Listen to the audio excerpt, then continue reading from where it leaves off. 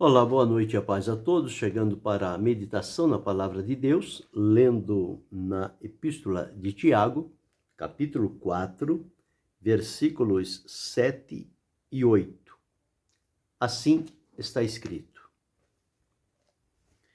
Sujeitai-vos, pois, a Deus, resisti ao diabo, e ele fugirá de vós. Chegai-vos a Deus, e ele se chegará a vós.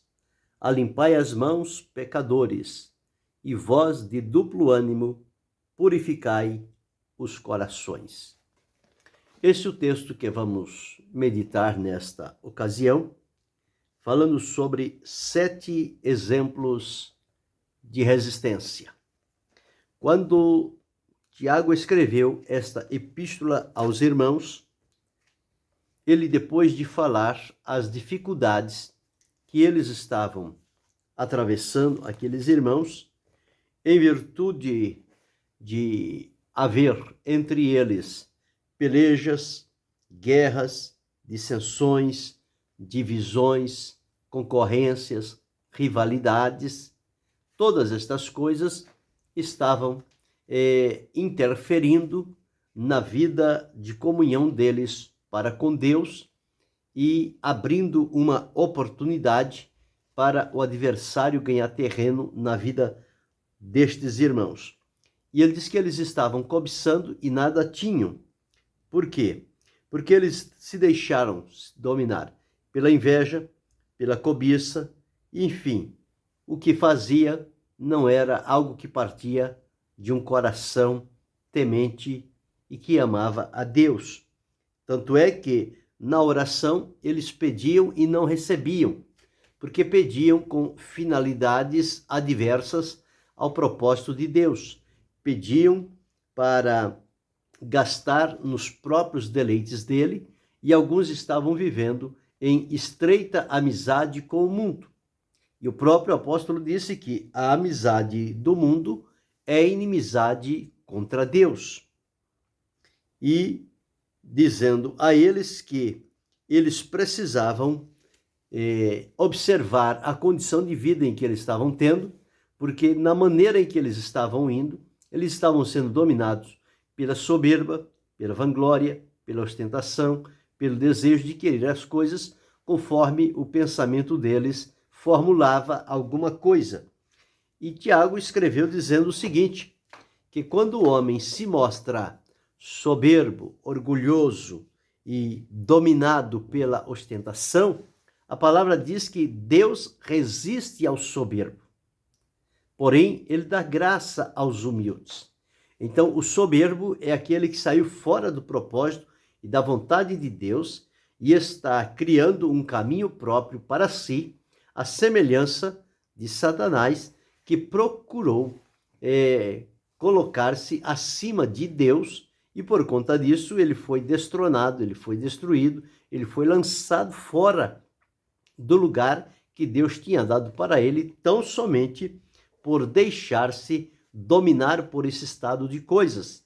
E quando o ser humano se deixa levar por este mesmo caminho, isto prova que a mesma serpente, Satanás, está induzindo no coração e na mente destas pessoas que elas precisam criar um caminho alternativo aonde haverá para elas as benesses, as vantagens, as diferenciações, as ostentações, e tudo isto atrai a ira de Deus e Deus se levanta para resistir. Porém, ele deixa claro aqui um conselho importante para aquelas pessoas que estavam vivendo desta forma. A nossa época está sendo marcada quase que totalmente por esse estado de coisas. Há sempre guerras, pelejas, dissensões, porfias, contendas, amizade com o mundo, já não há mais diferença entre o que serve a Deus e o que não serve, aquele que é fiel daquele que é infiel. As coisas ficaram então niveladas entre o puro e o iníquo. Tudo isto acontece nos nossos dias e, como se não bastasse, ainda tem o orgulho, a vanglória, a ostentação, a soberba, e estas coisas colocam-se frontalmente contra o propósito de Deus. Então Deus se levanta para destruí-los, porque Deus resiste aos soberbos. E qual é o conselho que o apóstolo deixou para aqueles irmãos, a fim de que eles entendessem que, na maneira em que eles estavam caminhando, uma maneira desenfreada, sem dar atenção a Deus e sem procurar aproximar-se do Senhor. Isto certamente os estava levando para cada vez mais distante da presença do Senhor, para o precipício, um abismo sem fundo, onde eles estariam descendo ali, porque a própria palavra de Deus afirma que um abismo chama outro abismo. Então, quando a pessoa começa a cair diante de Deus, por conta das suas práticas, ele vai caindo, caindo, caindo e caindo. A semelhança de Jonas, quando decidiu desobedecer a Deus, era para ele ir para uma cidade, mas diz a Bíblia, ele desceu a Jope, ele desceu ao navio, ele desceu ao porão do navio, depois ele desceu às profundezas do mar, depois ele desceu ao ventre do peixe. Sempre descendo, descendo, descendo e descendo. Porque quando o homem se propõe a fazer algo contrário ao propósito estabelecido por Deus para a vida dele, ele vai de queda em queda, ele vai só descendo, descendo e vai se rompendo a cada momento. Mas aqui um conselho da parte de Deus. O apóstolo deixou um conselho dizendo o seguinte, nesses 2 versículos que ele diz, sujeitai-vos, pois, a Deus. Quer dizer, vocês que viveram até agora insubmissos a Deus, procurando equiparar-se com Deus, vocês agora têm que saber que Deus é soberano e vocês são servos, vocês têm que colocar-se em submissão a Deus. Abaixo dele, submisso, sujeitar-se a Deus. Então ele coloca, sujeitai-vos a Deus. Este é o primeiro passo que a pessoa precisa dar quando reconhecer o caminho distante em que está andando. Ele precisa então sujeitar-se a Deus, voltar-se para Deus, reconhecer que errou, que falhou, que saiu fora do caminho, que precisa retornar e que precisa estar debaixo da orientação de Deus. Então, o primeiro passo é o arrependimento e a sujeição. Sujeitar-se a Deus, colocar-se em estado de submissão a Deus, estar disponível. E, após isto, então, ele vai receber de Deus o perdão, a restauração, o fortalecimento na fé, o encorajamento, e vai receber de Deus graça para oferecer resistência ao diabo. Porque quem está por trás de todas essas situações, guerras, pelejas, contendas, dissensões, porfias, emulações, heresias, amizade com o mundo, corrupção, iniquidade, quem está por trás de tudo isto é um ser chamado Satanás, o diabo.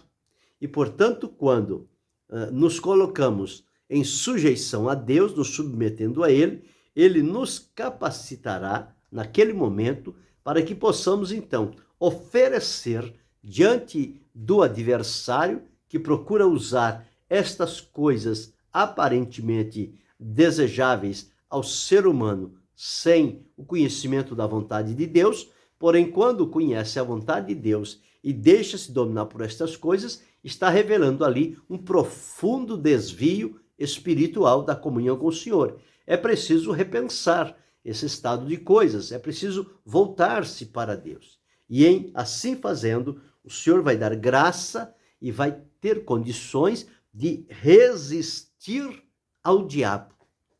Não ceder facilmente às incumbências dele ou às induções de Satanás. Não cedê-la, mas resistir, não abrir brecha, não dar a ele oportunidade.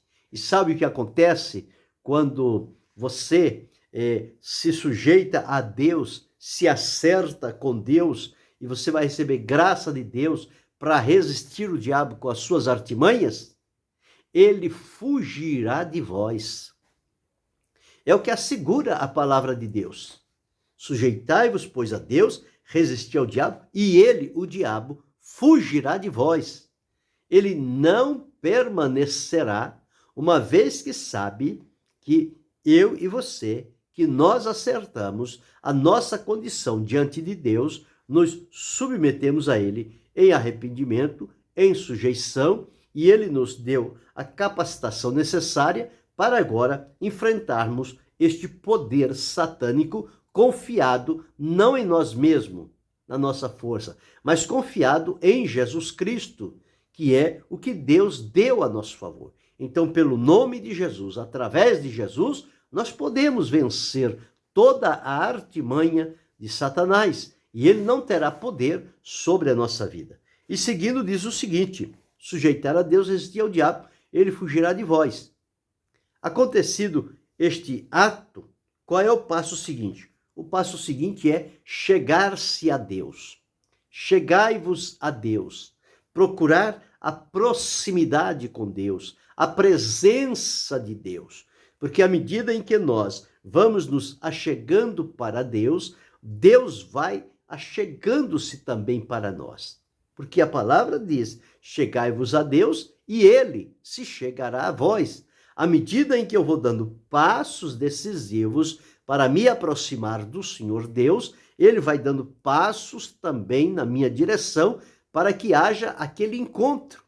Em havendo aquele encontro, a minha busca de Deus para a minha vida e a busca de Deus de mim para o elo da comunhão com ele. Então, este encontro vai selar a operação de Deus sobre a nossa vida e nós vamos estar, então, ligados e com discernimento e com o poder do Espírito Santo atuando na nossa vida, que vai nos dar o direcionamento e o discernimento para ver as coisas, entender qual é a fonte delas e qual é o objetivo com que elas são apresentadas diante de nós. Então, nestes recursos, nestas condições, é que nós vamos entender qual deve ser o nosso caminho. Ele diz: alimpai as mãos, pecadores.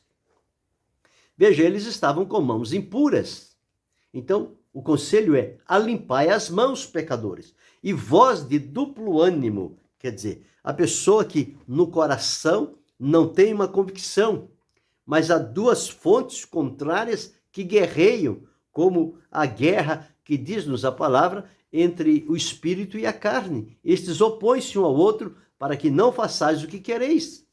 Mas se nos submetemos a Deus, se nos sujeitamos a Deus e nos aproximamos de Deus, ele vai fortalecer o nosso espírito para que o Espírito Santo opere no nosso espírito e nos dê a graça e a força necessária para dominar o ímpeto da carne, a natureza carnal, com os seus pecados, com as suas paixões, e nós vamos oferecer-lhes a resistência necessária para que eles não tenham oportunidade de dominar sobre a nossa vida e subjugar o espírito, silenciando assim a comunicação com Deus. Pelo contrário, quando nós nos colocamos diante do Senhor, ele vai nos fortalecer no homem espiritual. E o homem espiritual vai dominar sobre o homem natural, para que não faça os desejos que são oriundos de uma indução, uma proposta do adversário. Ele é hábil em fazer propostas, só que as propostas do adversário, elas são propostas indecentes, e nós não devemos ceder a elas e nem sequer perder tempo em ouvi-las. Quando perceber que ela procede daquele iníquo, mentiroso, que procura nos afastar da comunhão com Deus, reprovemos, resistamos e o rejeitamos com um coração seguro e firme na presença do Senhor.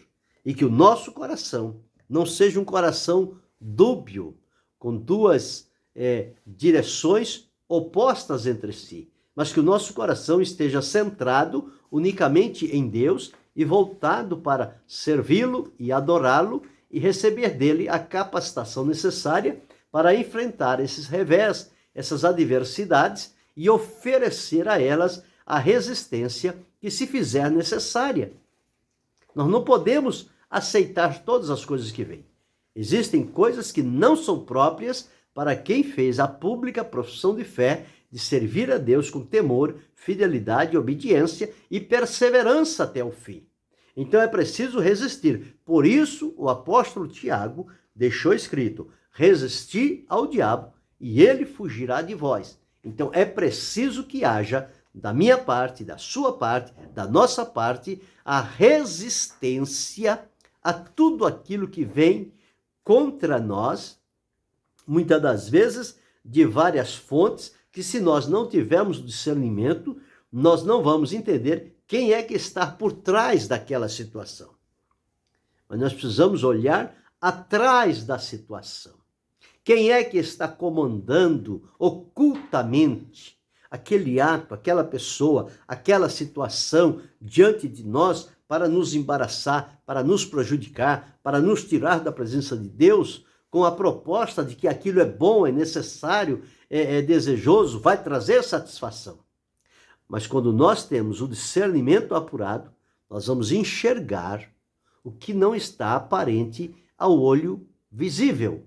Mas ao olho do entendimento, ao olho espiritual, o olho do nosso entendimento que o Senhor abre, então com este olho dirigido pelo Espírito Santo, nós vamos discernir todas as coisas. E a palavra de Deus diz que aquele que é espiritual, ele discerne bem todas as coisas. E ele de ninguém é discernido. E só pelo lado espiritual é que nós vamos conseguir verificar uma situação e discernir o que está por detrás dela e nos precaver à luz do conselho que a palavra de Deus nos dá de nos sujeitar a Deus, resistir firmemente ao diabo, e ele não vai ter outra alternativa a não ser fugirá de vós.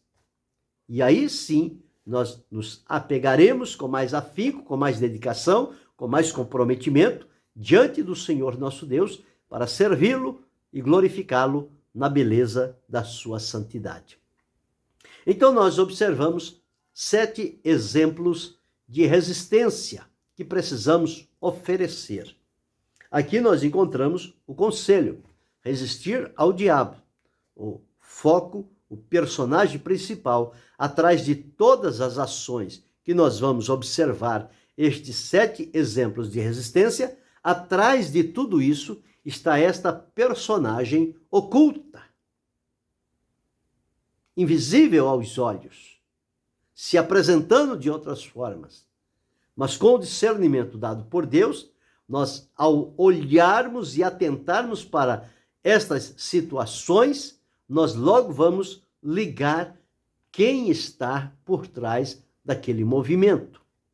E vamos, então, ter força suficiente para resistir, nos precaver e vencer. Bem, em primeiro lugar, nós observamos lá em Gênesis, quando José foi levado à casa de Potifar, José, o sofredor, José, o filho amado de Jacó, mas que com essa declaração de Jacó e com a manifestação de Deus através de sonhos e visões, que José não guardou para si, mas ele contou para seus pais, para seus irmãos, aquilo suscitou da parte deles uma diferença entre eles e José, a tal ponto que um determinado dia eles o venderam aos mercadores, aos ismaelitas que estavam passando e criaram lá uma estratégia, matando uma ave, manchando a túnica de José com sangue, levando a seu pai, dizendo que uma besta fera o pegou no campo e o matou. O que não era verdade, mas foi o caminho que eles encontraram para enganar o pai e silenciar com respeito a José, que não fosse mais referenciado naquela família. Os ismaelitas caminharam para o Egito. Chegando lá, eles venderam José ao mercado de escravos. E ele ficou ali também no mercado. Era não era um ser humano, era como que se fosse uma mercadoria, porque estava à venda. Passou por ali Potifar. E Potifar, ao olhar e observar a José, encontrou nele características, elementos diferenciados e o levou para a sua casa.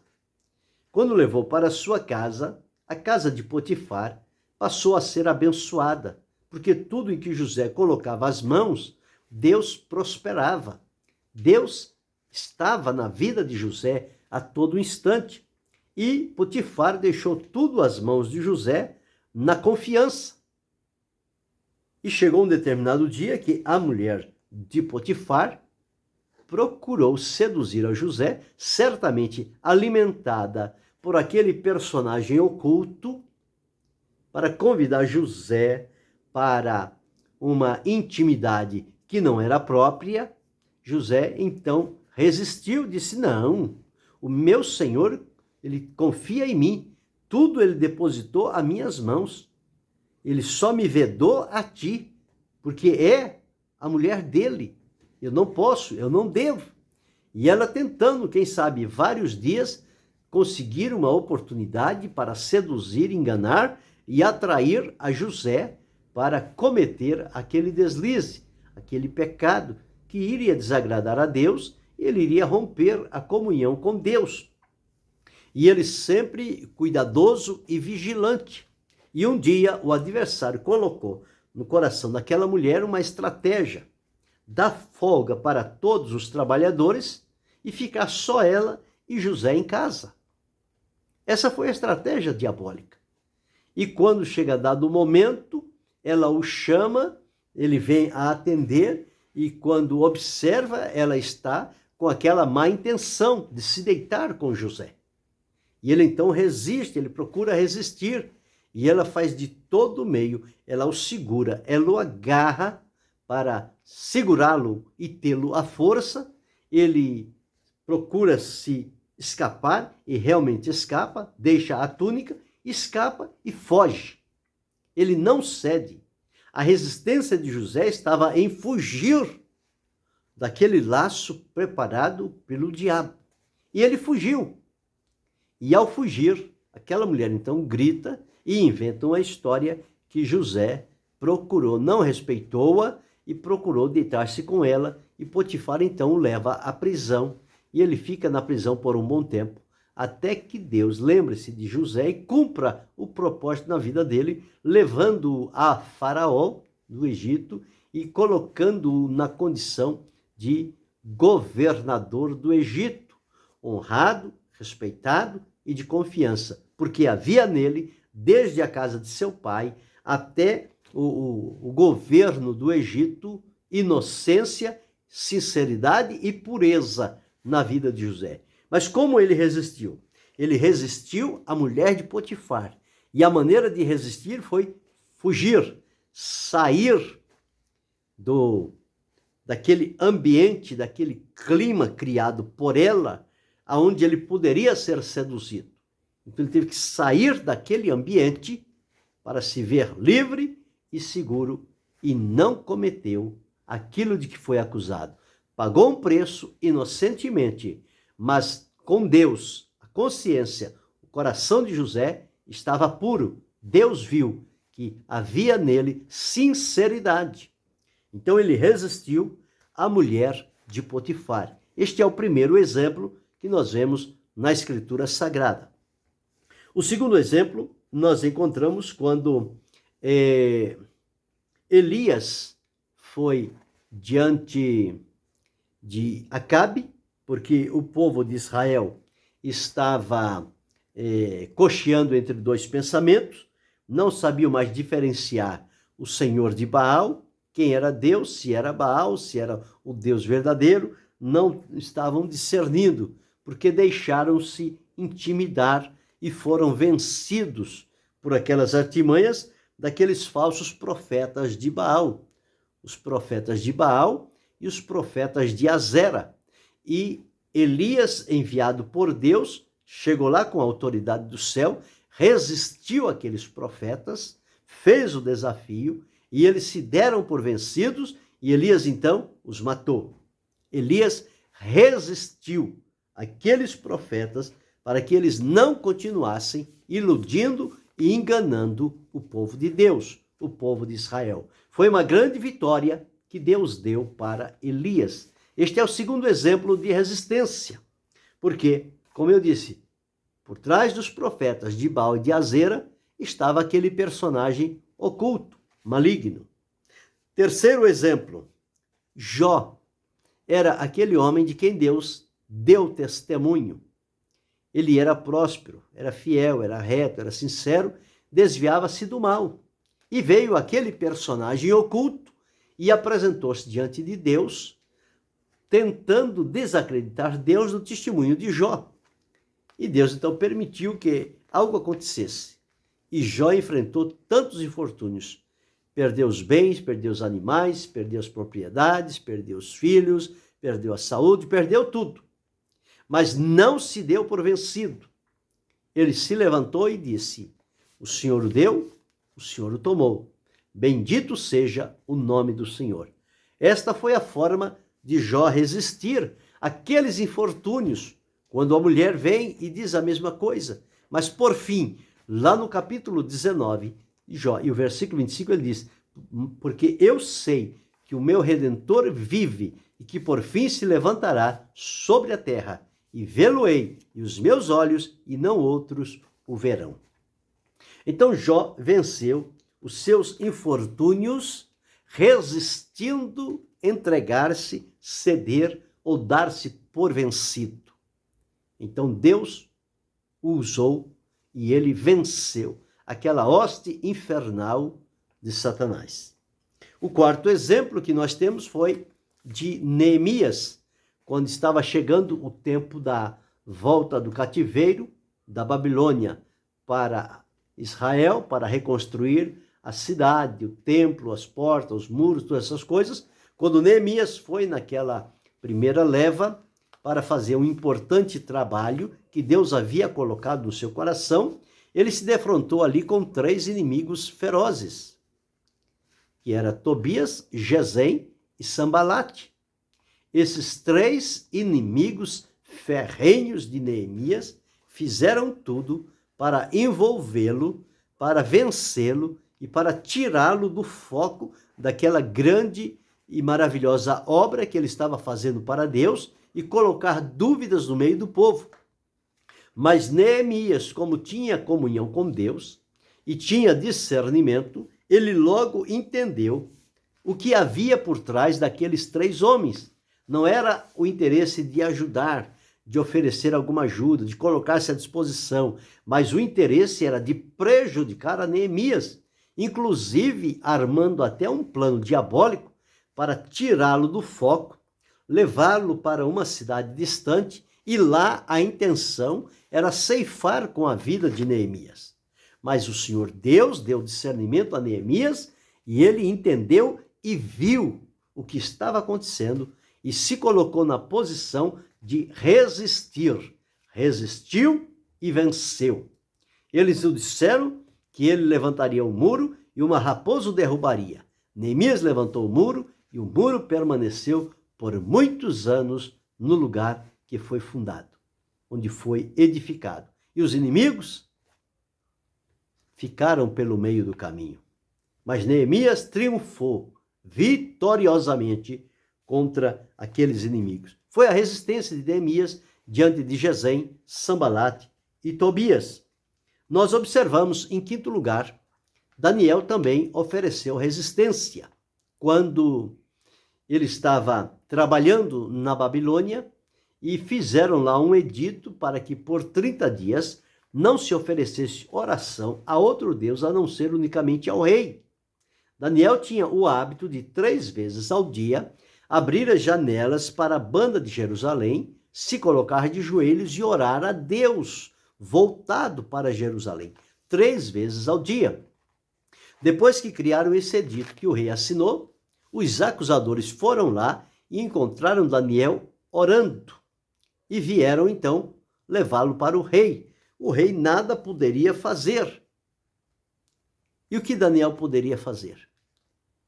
Já tinha se decretado que quem desobedecesse seria lançado na cova dos leões.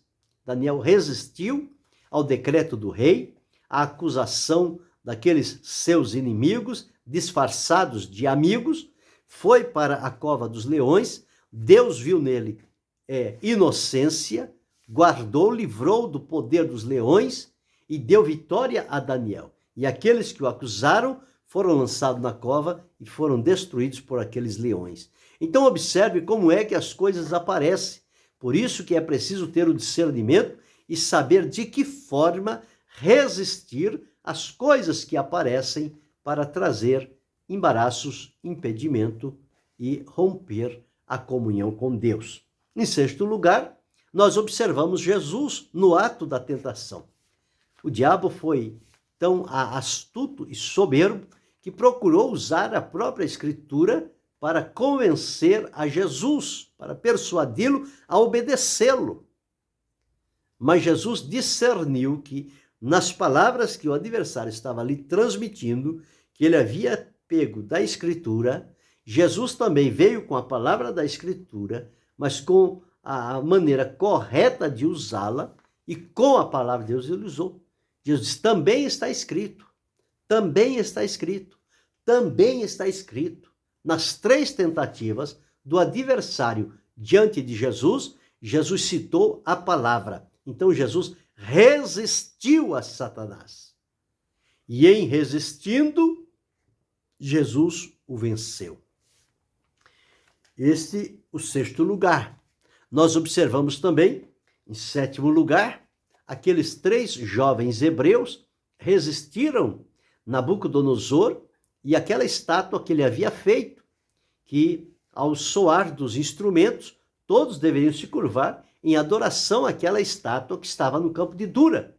Aqueles 3 jovens discerniram que ali estava a indução de Satanás e que eles, ao fazer aquilo, se curvar diante daquela idolatria, eles estariam negando a Deus. Então eles se mantiveram firmes de pé, mesmo ameaçados de ir para uma fornalha de fogo ardente, aquecida 7 vezes mais que o normal. E, quando observaram, falaram ao rei, levaram ao rei. O rei deu a chance, deu a oportunidade. Eles continuaram no mesmo propósito, resistindo. Não teve alternativa. Eles foram lançados na fornalha de fogo ardente. Ocorre que quando eles são lançados, o Senhor se apresenta e fica com eles no meio daquela fornalha e passeia ali por dentro. Eles resistiram o poder daquele império, daquele reinado, e não se curvaram diante daquela idolatria. Mantiveram-se fiéis a Deus e na hora certa Deus ofereceu a eles um grande livramento. Então, no momento de que surgem as coisas, é preciso discernir qual é a fonte por trás que está alimentando aquele tipo de coisas que certamente só virá como prejuízos para a nossa vida de comunhão com Deus. E nós precisamos estar atentos a isto para enfrentar, resistir e vencer pelo poder que há no nome santo e maravilhoso de Jesus Cristo. Então que o Senhor continue nos ajudando, dando força e orientação. Lembrando que o apóstolo Tiago fez o diagnóstico da condição em que o povo estava, aconselhou-os a sujeitar a Deus e então, tendo sujeitado a Deus, teriam condições de resistir ao diabo e o diabo fugiria deles. E nós observamos aqui em 7 exemplos de resistência a tudo aquilo que apareceu e que tinha por trás um único personagem comum, que é Satanás, em todas as situações. A primeira resistência foi a de José diante da mulher de Potifar. A segunda resistência foi a de Elias diante dos profetas de Baal e Azera. A terceira resistência foi de Jó diante dos infortúnios e das perdas que ele teve de tudo que possuía. A quarta resistência foi de Neemias diante dos seus inimigos declarados, Gesem, Sambalat e Tobias. A quinta resistência foi de Daniel sobre o decreto do rei de orar ao rei e não a Deus. Daniel resistiu e venceu. A sexta resistência foi a de Jesus diante de Satanás no monte da tentação. Por 3 vezes, Jesus citou a palavra, resistiu ao diabo e diz a Bíblia, e o diabo tendo-o deixado, vieram os anjos e o serviram. Ele sempre foge quando ele encontra resistência à ação dele. E por fim, os 3 jovens hebreus que não se curvaram diante da estátua de Nabucodonosor foram lançados na fornalha de fogo ardente, mas o Senhor deu livramento e eles se mantiveram fiéis. Então estão aí 7 exemplos de resistência que nós precisamos analisar nos nossos dias e observar tudo aquilo que se apresenta diante de nós, para termos o discernimento e saber qual é a fonte geradora daquela situação, daquele ambiente, daquela coisa ou daquela pessoa que vem até nós. E isto só conseguiremos saber se tivermos sido sujeitos a Deus, aproximados de Deus, em plena comunhão com Ele, com discernimento espiritual, para ver e discernir e então oferecer a resistência necessária e manter a fé intacta na presença e no poder do Senhor nosso Deus. E que Deus, em Cristo Jesus, continue abençoando-nos, não só hoje, mas para todo sempre. Amém.